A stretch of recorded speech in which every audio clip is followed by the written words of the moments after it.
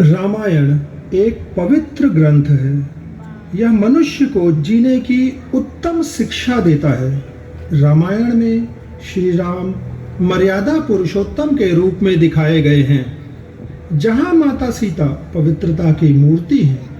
यदि रामायण को पूजने के साथ साथ रामायण से मिलने वाली शिक्षा का अनुसरण जीवन में करें तो जीवन सफल बन सकता है। शत शत नमन। जय श्री राम। रामायण दो शब्दों से बना है, जिसमें राम और आयणम है, जिसका अर्थ है राम की जीवन यात्रा। राम कथा बाचते समय त्रुटि संभव है, अतः त्रुटि को क्षमा करें। कथा प्रारंभ करते हैं।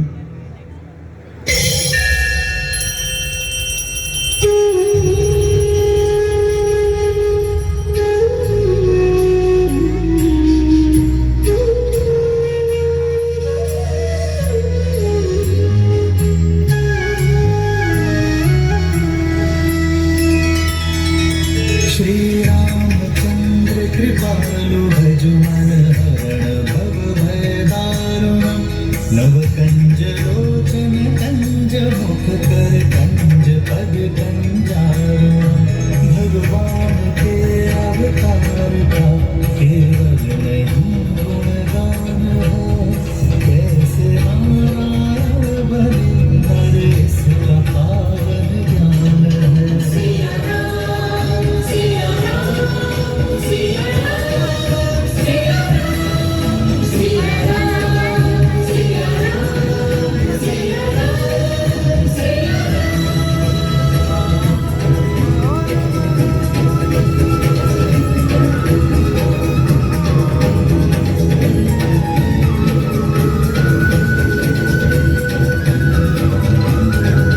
आदर्श और मर्यादा की है ये कथा महापावन। काट मद श्री से मिलावे श्रीमद् रामायणम्। श्रीमद् रामायणम्।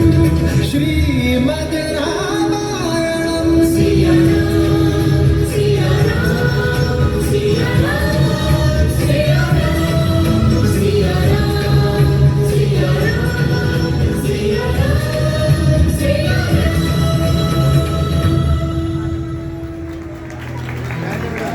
त्रेता युग में कौशल क्षेत्र में अवधपुरी नाम का राज्य था, जहाँ के परम प्रतापी चक्रवर्ती सम्राट राजा दशरथ का शासन था। उनकी 3 रानियां कौशल्या, कैकेयी और सुमित्रा थी।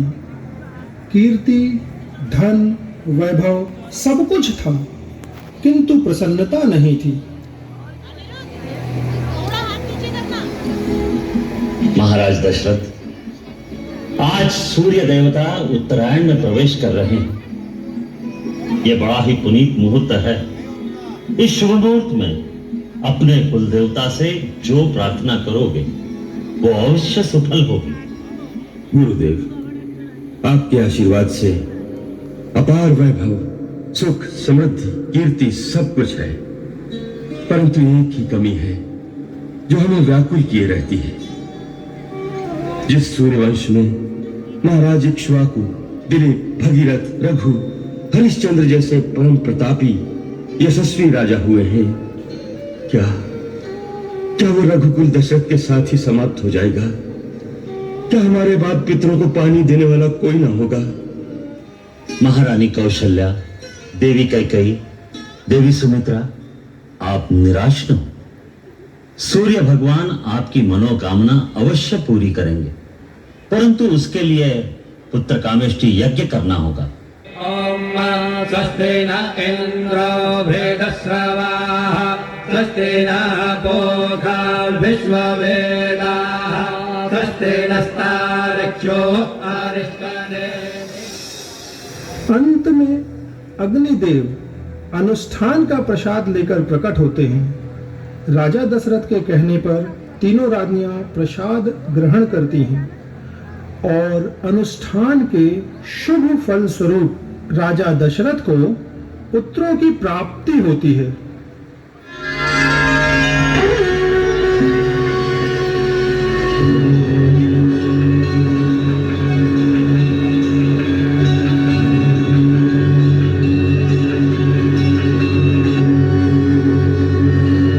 बधाई हो महाराज, बधाई हो महाराज। महारानी कौशल्या ने पुत्र को जन्म दिया है। बधाई हो महाराज।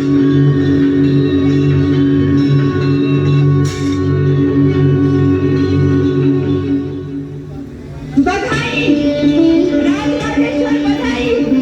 कैसे मां बन गई, मेरी कैकेयी रानी ने पुत्र को जन्म दिया। वो मां बन गई, उसका मान बढ़ गया। जय जयकार। मंथरा रानी कैकेयी से हमारा अभिनंदन करो। महाराज का जय जयकार। मेरी कैकेयी रानी का जय जयकार। मेरी कैकेयी रानी का जय जयकार हो।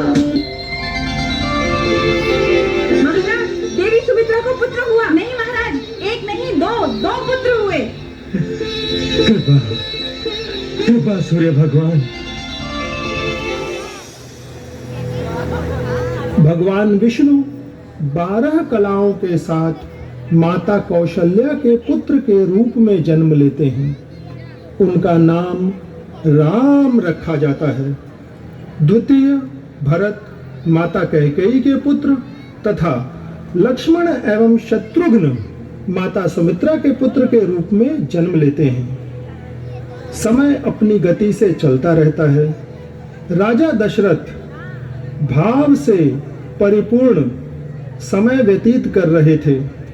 चारों राजकुमार बड़े हो रहे थे।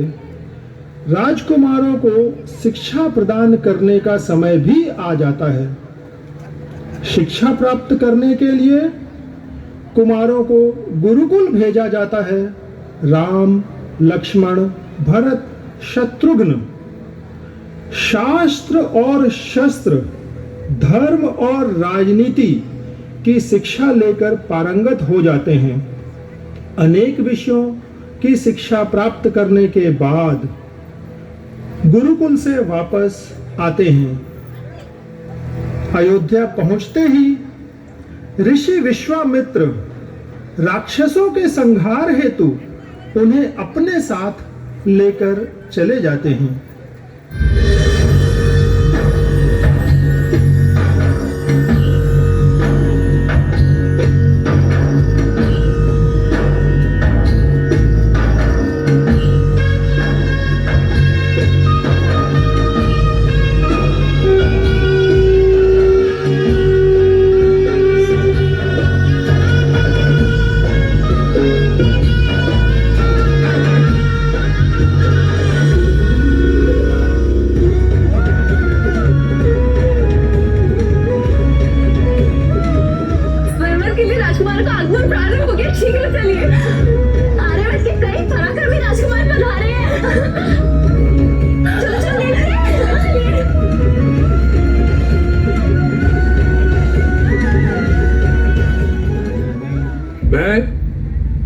अपनी पुत्री सीता के स्वयंवर में आप सभी का स्वागत करता हूं। कृपया स्थान ग्रहण कीजिए।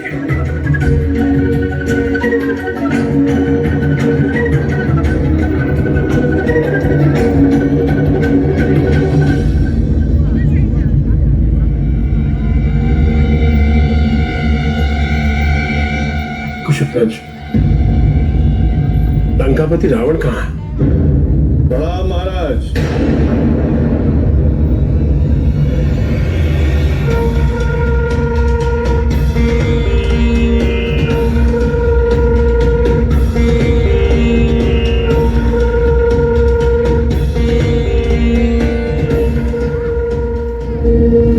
प्रणाम मिथिला नरेश। लंकेश विश्राम कर रहे हैं, परंतु उन्होंने कहा है कि आप धनुष पे प्रत्यंचा चढ़ाने की प्रतियोगिता आरंभित करें। उनकी जब इच्छा होगी तब वो आ जाएंगे, क्योंकि जिस क्षण वो यहां आएंगे उसके दूसरे ही क्षण प्रतियोगिता समाप्त हो जाएगी।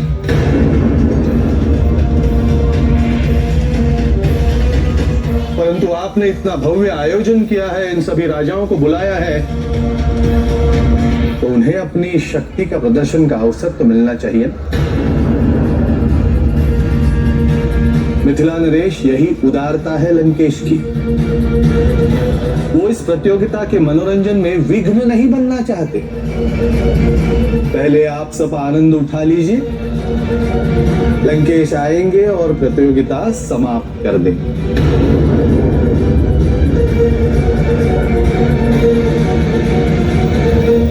आप कृपया स्थान ग्रहण कीजिए।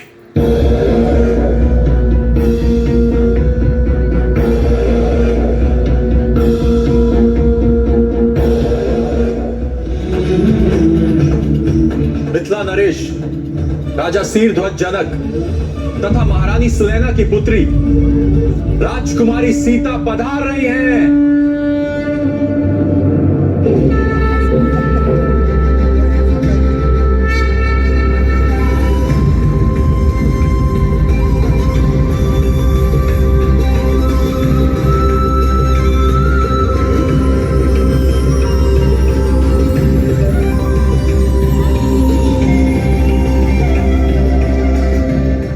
हर पिता का स्वप्न होता है कि उसकी पुत्री को ऐसा वर मिले जो सर्वश्रेष्ठ हो, सर्वोत्तम हो।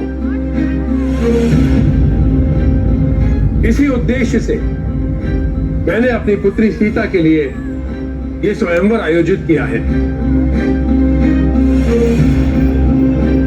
जैसा कि आप सब जानते हैं कि इस स्वयंवर की शर्त यह है कि जो भी भगवान शिव के इस महाधनुष को उठाकर उस पर प्रत्यंचा चढ़ा देगा, वही व्यक्ति मेरी पुत्री सीता को वरण करने का अधिकारी होगा।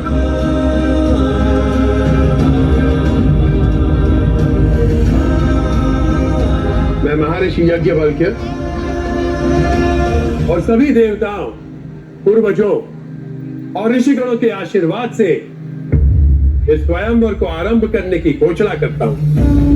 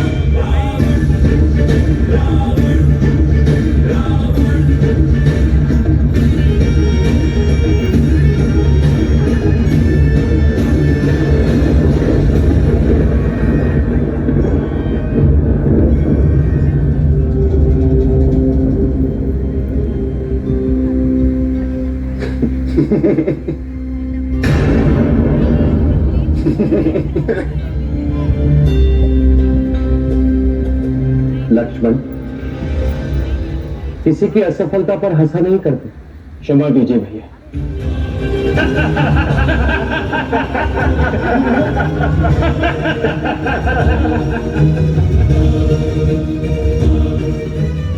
लज्जित हूं मैं।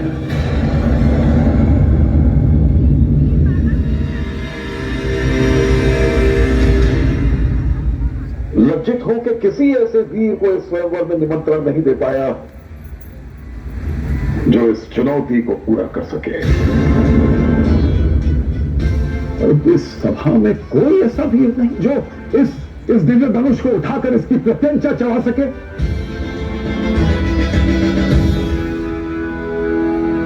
ये अपमान आप सबका नहीं है, ये अपमान मेरा है और इस नारी का अपमान है जो स्वयंवरा होकर खड़ी है परंतु चुने जाने योग्य एक भी वर नहीं है इस सभा में। क्या क्षत्रियों का तेज समाप्त हो गया?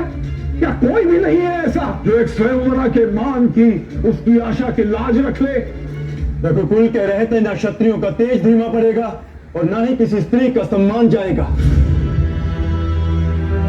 वो वीर इस सभा में उपस्थित है जो इस धनुष को उठा भी सकता है और इसकी प्रत्यंचा चढ़ा भी सकता है। और वो वीर है दशरथ नंदन, रघुकुल के दीपक, मेरे ज्येष्ठ श्री राम।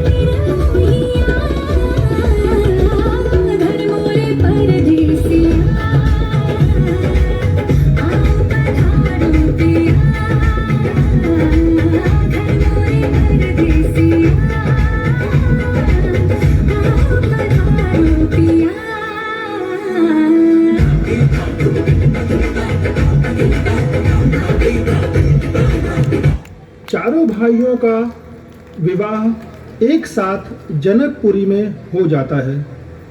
यह जानकर राजा दशरथ अत्यंत प्रसन्न थे। उन्होंने श्री राम को अयोध्या का अगला राजा बनाने की घोषणा भी कर दी। प्रसन्नता चारों ओर व्याप्त थी। सभी अयोध्यावासी अत्यंत प्रसन्न थे। तभी समय ने करवट ली और अयोध्या के ऊपर दुख के बादल मंडराने लगे। कहाँ खींच के ले जा रही हो मुझे मंथरा? तुमने वचन दिया था कहीं तुम मेरी बात मानोगी। वचन तो दिया है पर इतनी सारी तैयारियां करनी है मुझे अभी। कहाँ लेके आई हो ये?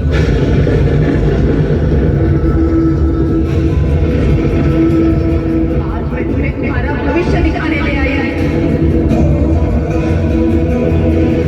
मेरी समझ में नहीं आ रहा है कि तुम कहना क्या चाह रही हो। तुम अंधी हो सकती हो कहीं पर मैं नहीं। तुम देखना कहीं राम का राज तिलक होते ही दूध में से मक्के की भांति निकालकर फेंक दी जाओगी। तुम निश्चल हो के निस्वार्थी हो। कौशल्या से बहुत प्रेम करती हो, है ना? पर कभी सोचा है तुमने कौशल्या तुमसे प्रेम का ढोंग किस लिए करती है? सोचा है तुमने? मैं बताती हूँ। कौशल्या तुमसे प्रेम का ढोंग इसलिए करती है ताकि राम के राज तिलक में तुम कोई बाधा ना बनो। वरना मैंने उसकी नेत्रों में तुम्हारे लिए तब घृणा देखी थी जब महाराज दशरथ तुम्हें अपनी दूसरी पत्नी के रूप में यहाँ ले आए थे कहीं। और तब से कौशल्या इसी क्षण की प्रतीक्षा में है कहीं कि वो कब तुम्हें यहाँ से बाहर निकाल सके। वो क्षण आ गया है कहीं। वो क्षण आ गया है। यहाँ कौशल्या राजमाता बनी और वहां तुम भवन के बाहर मिलोगे। तुमने राम को सदा ही भरत से अधिक स्नेह किया है। और तुम देखना राम राजा बनने के पश्चात अपनी सगी माँ कौशल्या को राजमाता बनाएगा, ना कि हमारी सौतेली माता कहीं को।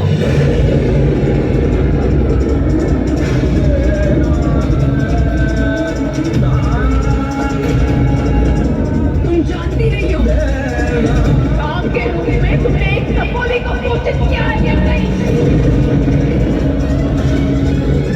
अरे दुष्टा, दासी बन जाओगी और तुम्हारा भरत बनेगा वनवासी।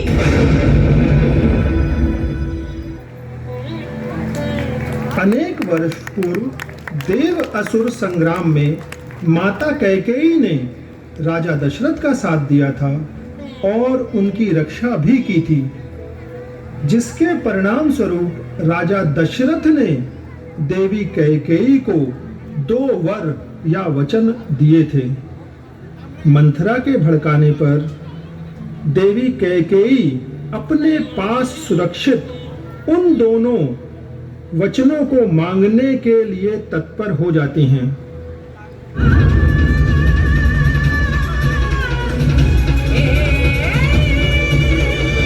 क्या बात है महारानी? क्या हुआ जो तुम इसको भवन में इस अवस्था में? आज तुम्हारे पुत्र राम का राज तिलक होने जा रहा है। यह अत्यंत प्रसन्नता और उत्सव का समय है। इस शुभ अवसर पर समस्त अयोध्या महारानी कैकेयी की प्रतीक्षा कर रहा है। तो तुम्हारी अनुपस्थिति राम मुकुट कैसे धारण करेगा? कैकेयी, ये क्या दशा बना रखी? अपने आभूषण और वस्त्र धारण करो और चलो मेरे साथ। मैं आपसे अपने 2 वरदान मांगती हूँ महाराज। मेरी पहली इच्छा है कि अयोध्या का राजा मेरा पुत्र भरत बने।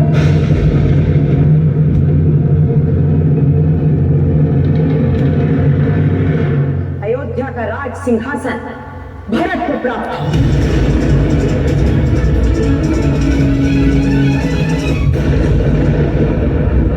अब सुनिए मेरी दूसरी इच्छा।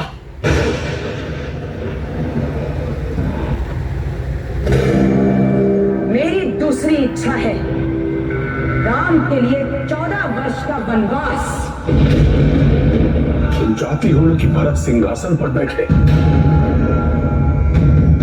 ठीक है, मैं आज से भरत को अयोध्या का राज सौंपता हूं। पूरा करता हूं इस वचन को।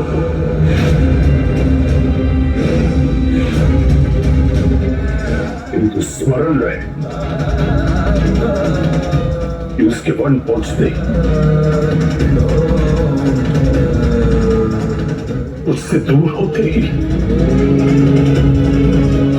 मेरी मृत्यु भी निश्चित है।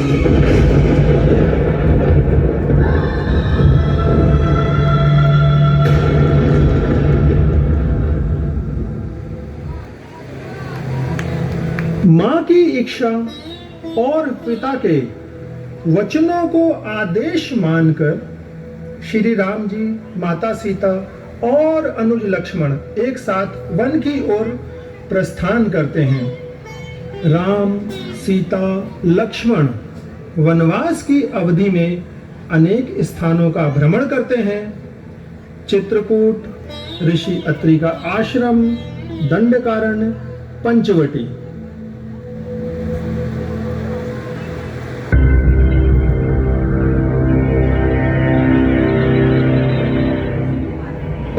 इतना सुंदर पुष्प, इस पर मेरा अधिकार है, महाबली रावण की बहन का।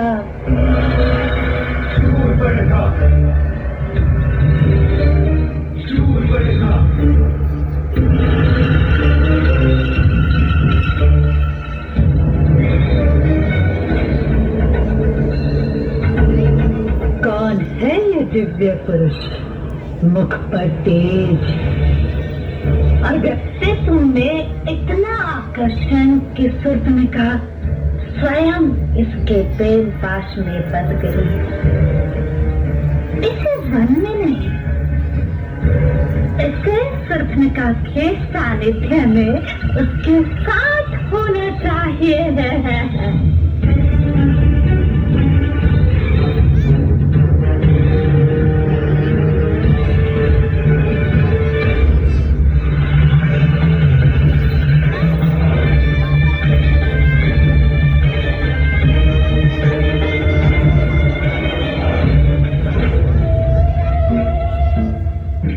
इस घने वन में तुम्हारा व्यक्तित्व सूर्य की भांति चमक रहा है युवक।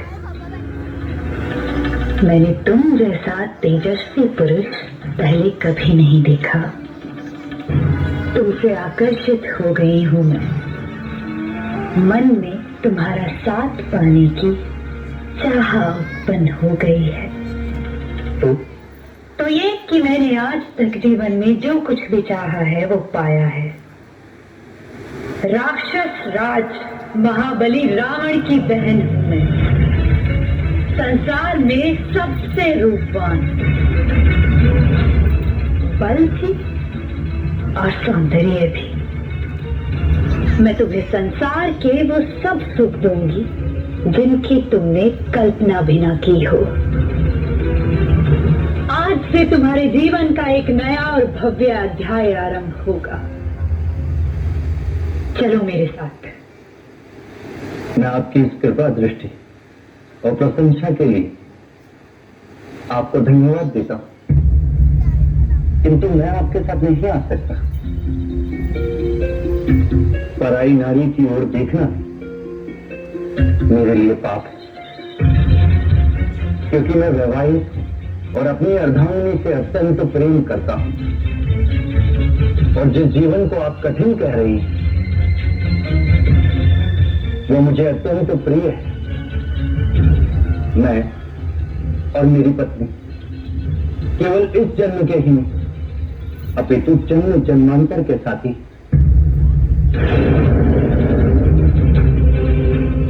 ये साधारण सी तुच्छ दिखने वाली स्त्री है ना हमारे मध्य, तो मैं इस बाधा को ही हटा देती हूँ। इसका अंत करके तुम्हें इसके बंधन से मुक्त कर देती हूँ।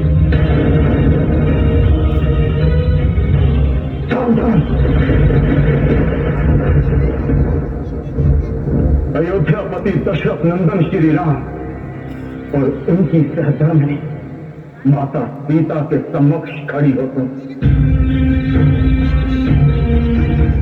यदि एक भक्त और मेरी भाभी मां की ओर बढ़ाया तो यह लक्ष्मण दया नहीं करेगा। क्षमा मांगो। मेरी भाभी मां के विरुद्ध कहे गए एक एक अपशब्द के लिए उनके चरणों में गिरकर क्षमा मांगो। ये है ना सारे संकट की जड़। मैं आज इसके प्राण ही हर लूंगी, छोड़ूंगी नहीं इसको।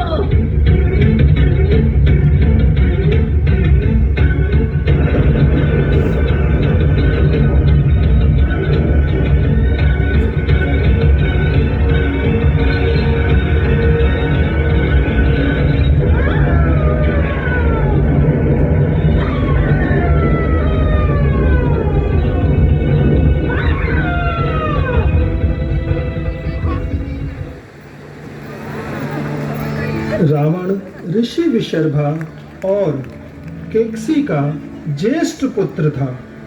रावण 6 शास्त्र, 4 वेदों का ज्ञाता था। वह त्रिकालदर्शी था। रावण भगवान शिव का अनन्य भक्त था। रावण ने शिव तांडव श्रोतम की रचना भी की थी।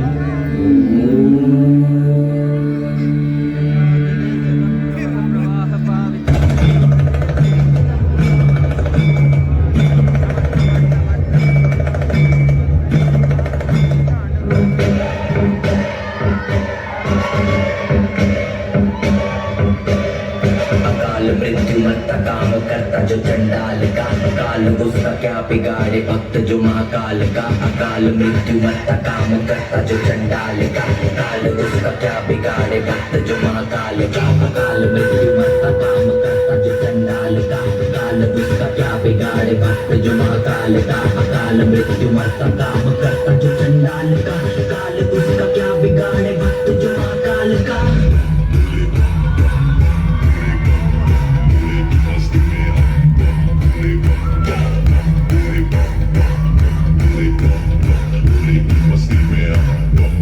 भोले की मस्ती में नाचेंगे सारे, भोले हरेंगे जो कष्ट तुम्हारे। भोले के नाम पे चलती है दुनिया पार लगेगा भोले के सहारे। भोले के नाम के दीवाने हुए हम, फिर भूल गए हम तो सारे जिंदगी के गम। तुझे देंगे भोले दर्शन साक्षात सामने, जैसे हनुमान जी को दिए श्री राम ने। भोले की भक्ति में मिल के सारे आज बोले हर हर महादेव महाकाल बम बोले। सूर्पनखा रावण के पास अपनी व्यथा लेकर पहुंचती है। रावण के उर में पराजय की टीस पुनः जागृत हो जाती है और वह सूर्पनखा के कहने पर माता सीता के हरण के लिए तैयार हो जाता है। माता सीता के हरण की योजना बनाकर उसे कार्यान्वित करने के लिए आगे बढ़ चलता है। सीते, क्या बात है सीते? अरे अभी कुछ क्षण पूर्व मैंने इन झाड़ियों से एक विचित्र सी ध्वनि सुनी। मैंने जब पास जाकर देखा तो मुझे एक अद्भुत अविश्वसनीय और अति सुंदर स्वर्णिम मृग दिखाई दिया। ऐसा दिव्य मृग मैंने आज से पूर्व कभी नहीं देखा। कदाचित वातावरण में परिवर्तन आने के कारण वो इस ओर आ गया होगा। अच्छी बात है सीते। अच्छी बात नहीं आज है। वो मृग मेरी दृष्टि से ओझल हो गया। मुझे वो मृग चाहिए। विवाह के पश्चात तब से लेकर आज तक तुमने मुझसे पहली बार कुछ मांगा है सीते। फिर तो भाभी माँ के लिए आपको वो मृग लाना ही होगा भैया। अवश्य लक्ष्मी। आज है कदाचित उस मृग को हर श्रृंगार के पुष्प अति प्रिय है, वो उन्हीं के मध्य था। आप चाहे तो उनकी सुगंध का अनुसरण भी कर सकते हैं। ठीक है सिद्ध।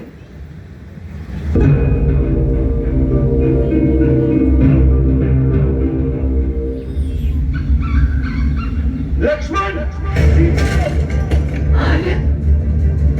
लक्ष्मण, रक्षा करो मेरी। लक्ष्मण, सीते।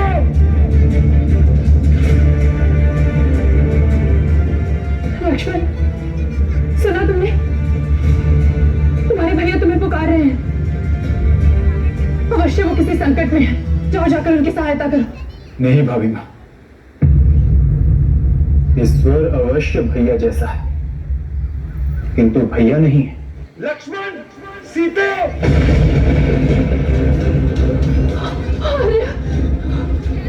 लक्ष्मण, इस समय सुरक्षा की आवश्यकता आर्य को है, मुझे नहीं। मैं यहाँ इस आश्रम में पूर्णतः सुरक्षित।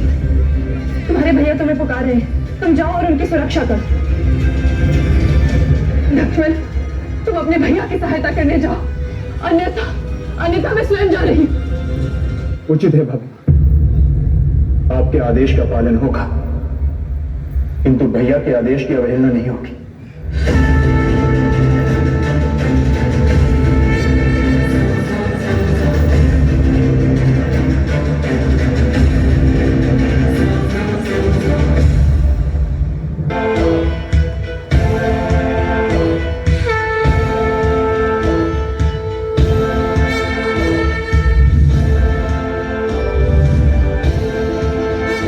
इस रेखा में लक्ष्मण की समस्त सिद्धियां और बल है जो अभेद्य है। जब तक आप इस रेखा के भीतर हैं, सुरक्षित हैं। इसलिए आपसे मेरी विनती है भाभी, आप इस रेखा को पार मत कीजिएगा। जो कोई भी बुरी मंशा से इस रेखा को लांघने का प्रयास करेगा तो जलकर भस्म हो जाएगा। लक्ष्मण, सीते।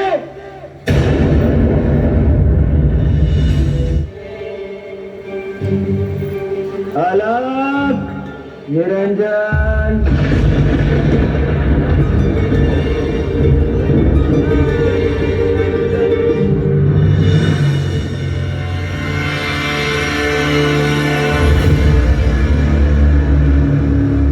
प्रणाम ऋषिवर। भिक्षाम देही। अभिलाई ऋषिवर।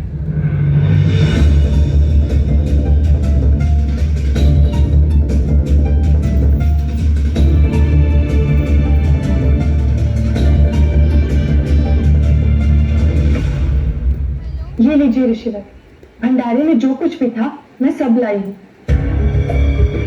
आप इसे ग्रहण करने की कृपा करें। आइए। भिक्षा की खोज में कई योजन चला हूं मैं माता, और आप भिक्षा देने के लिए कुछ पद भी नहीं चल सकती। एक वनवासी स्त्री में इतना अभिमान कैसे? ये अभिमान नहीं है ऋषिवर, अपने से कही बात का सम्मान है। मैंने अपने देवर को वचन दिया है कि मैं इस रेखा को पार नहीं करूंगी, यही मेरी सीमा है। आप यदि भिक्षा लेने आए हैं तो भीतर आइए, ये आपको कोई हानि नहीं पहुंचाएगी। वो केवल कपट के मन से आए अनामंत्रित लोगों के लिए बाधा है। वैरागी हूं मैं देवी, किसी के घर में प्रवेश ना करने की शपथ ली है मैं। और यदि ये रेखा इस घर की सीमा है तो मैं इसका उल्लंघन नहीं कर सकता। यदि आप वचनबद्ध हैं तो मैं भी अपनी मर्यादा के बंधनों से बंधा हूं देवी। मैं ऐसे घर की सीमा में पग भी नहीं रख सकता जहां एक स्त्री अकेली हो।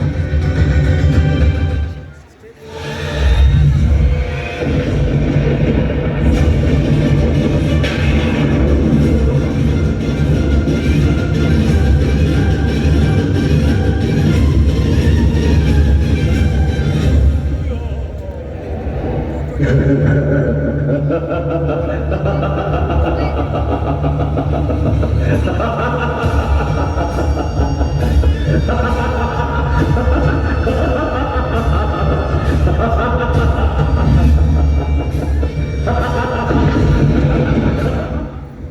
दशानंद, जिसका शीश तुमने झुकवाया था बीच सभा में, जिसकी बहन का मान भंग किया तुम्हारे पति ने, वो रावण, तुम मुझ पर हंसी थी ना? सारा संसार हंसेगा तुम पर।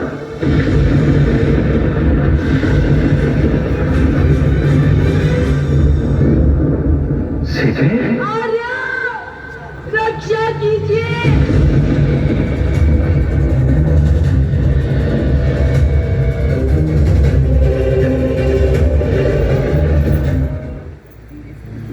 माता सीता के हरण के बाद राम लक्ष्मण माता सीता की खोज में वन वन भटकते हैं और भटकते हुए माता शबरी के आश्रम में पहुंच जाते हैं। भ्रमण करते हैं।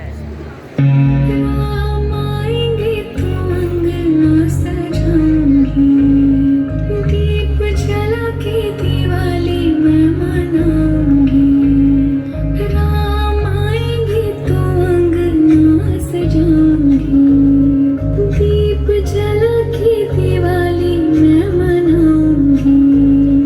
मेरे जन्मों के सारे पाप मिट जाएंगे, राम आएंगे। मेरी झोपड़ी के भाग आज खुल जाएंगे, राम आएंगे।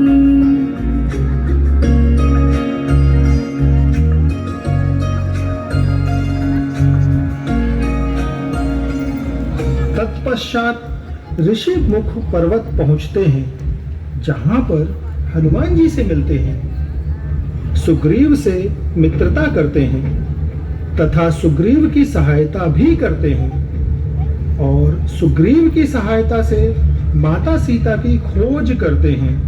वानर दल सभी स्थानों और दिशाओं में माता सीता की खोज करते हैं। संकट मोचन हनुमान जी अंततः माता सीता की खोज में सफल हो जाते हैं।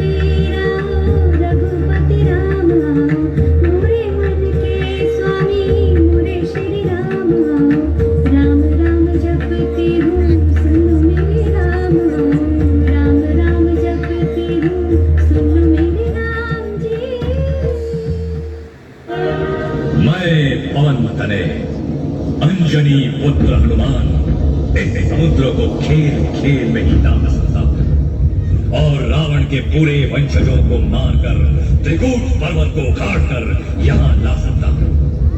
जय श्री राम, जय श्री राम। कौन हो तुम? क्या ये मुद्रिका तुमने ही? पहले मुझे आशीर्वाद दे माते। मैं श्री राम भक्त हनुमान हूं। मैंने ही प्रभु के संदेश के रूप में ये मुद्रिका आपके सामने गिराई है। जाकर उनसे कहना मेरे स्वामी मुझे रावण से मुक्त कराने आएंगे।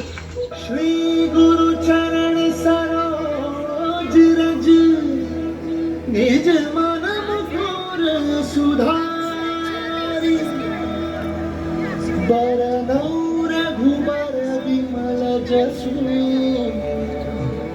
जो दायक फलचारी। बुद्धिहीन तनु जानिके, सुमिरो पवन कुमार।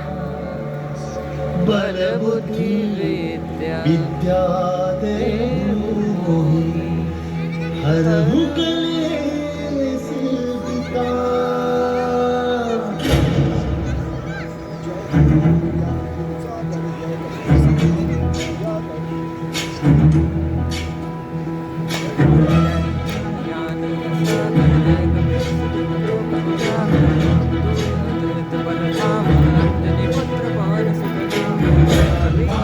ज्ञान गुण सागर जय कपी सति लोक उजागर जय हनुमान ज्ञान गुण सागर जय कपी सति लोक उजागर रामदूत अतुलित बल धामा अंजनी पुत्र पवन सुत नामा महावीर विक्रम बजरंगी कुमति निवार सुमति के संगी जय हनुमान ज्ञान गुण सागर जय कपी सति लोक उजागर जय हनुमान ज्ञान गुण सागर जय कपी सति लोक उजागर जन भरण विराज सुबेसा कानन कुंडल कुंचित केसा वज्र और ध्वजा विराजे कांधे मूंज जनेऊ साजन जय हनुमान ज्ञान गुण सागर जय कपी सति लोक उजागर जय हनुमान ज्ञान गुण सागर जय कपी सति लोक उजागर जय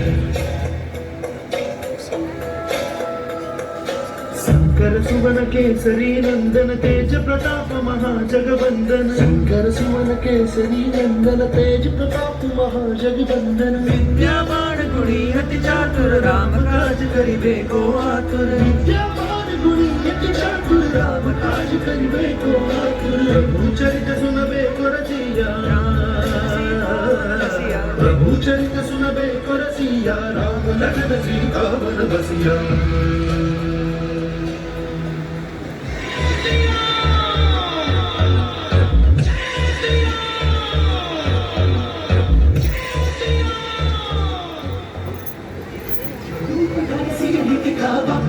रूप धरि लंक जलावा रूप धरि असुर सहारे रामचंद्र के काज सवारे जय हनुमान ज्ञान गुण सागर जय कपी सति लोक उजागर जय हनुमान ज्ञान गुण सागर जय कपी सति लोक उजागर। श्री राम जी दल बल के साथ समुद्र पर नल नील की सहायता से सेतु का निर्माण कर लंका पहुंच जाते हैं। युद्ध आरंभ हो जाता है।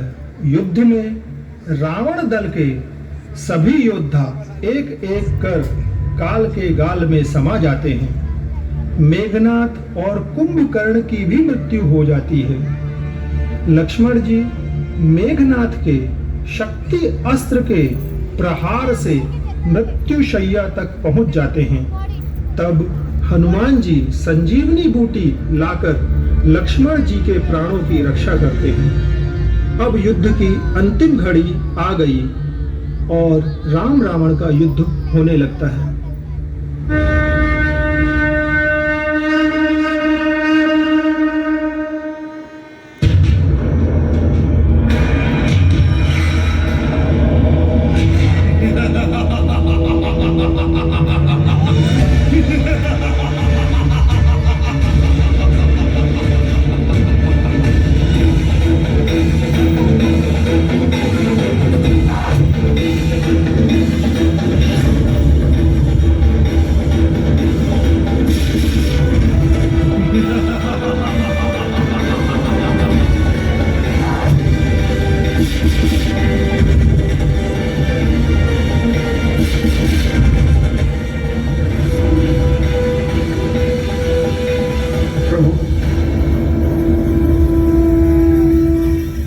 युद्ध भूमि में रावण अपने छल बल और माया के साथ युद्ध करेगा। आपको सावधान रहना होगा प्रभु।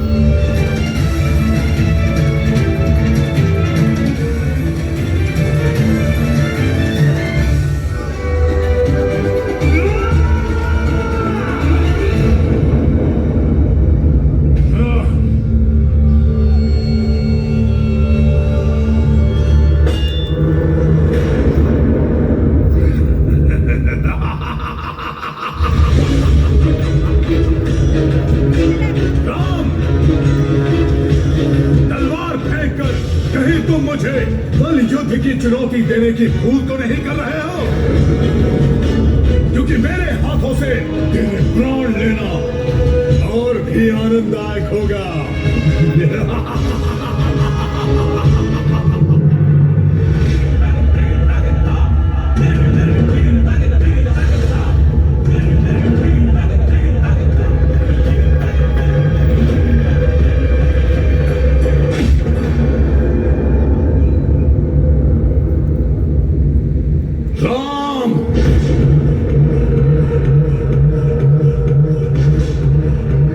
उसे मृत्यु पराजित नहीं कर सकी, उसे तुझ जैसा सामान्य मनुष्य कैसे मारेगा?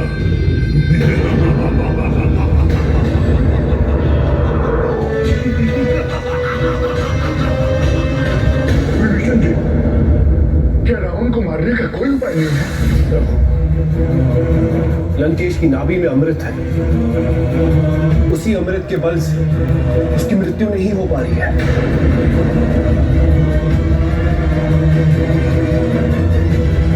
लंकेश का वध तभी संभव है जब आप उसके नाभि के अमृत को अपने बाणों से नष्ट कर दें।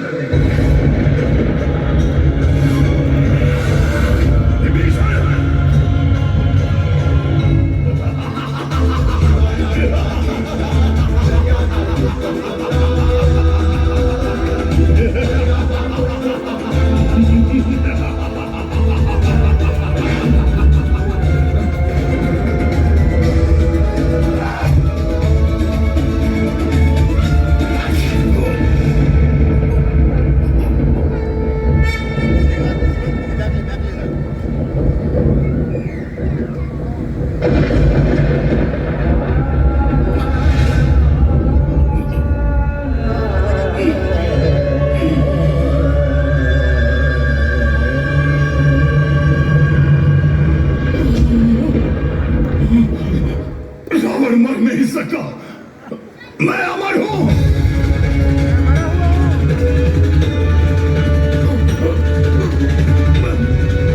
मैं नहीं बच सकता।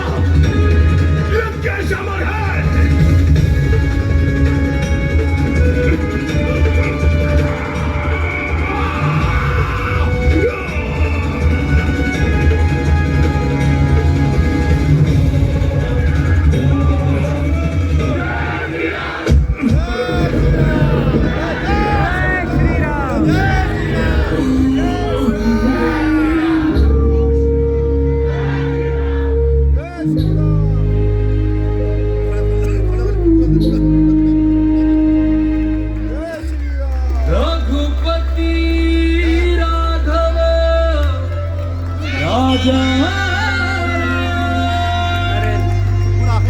पतित पावन सीताराम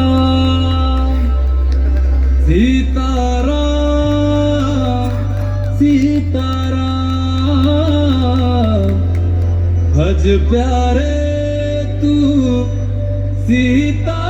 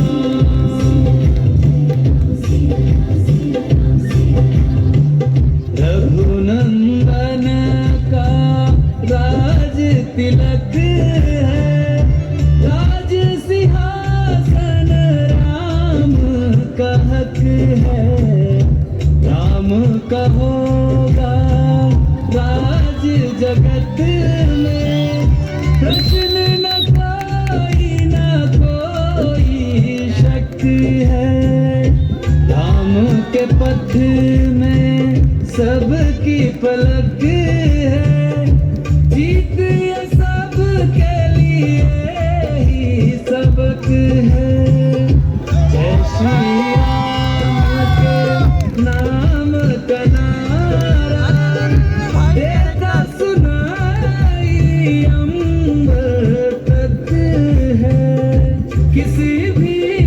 किसी भी युग में ना हारे मेरे प्यारे राम, बोलो जय जय श्री राम। हमारी आंखों के तारे हैं प्रभु राम, बोलो जय जय श्री राम।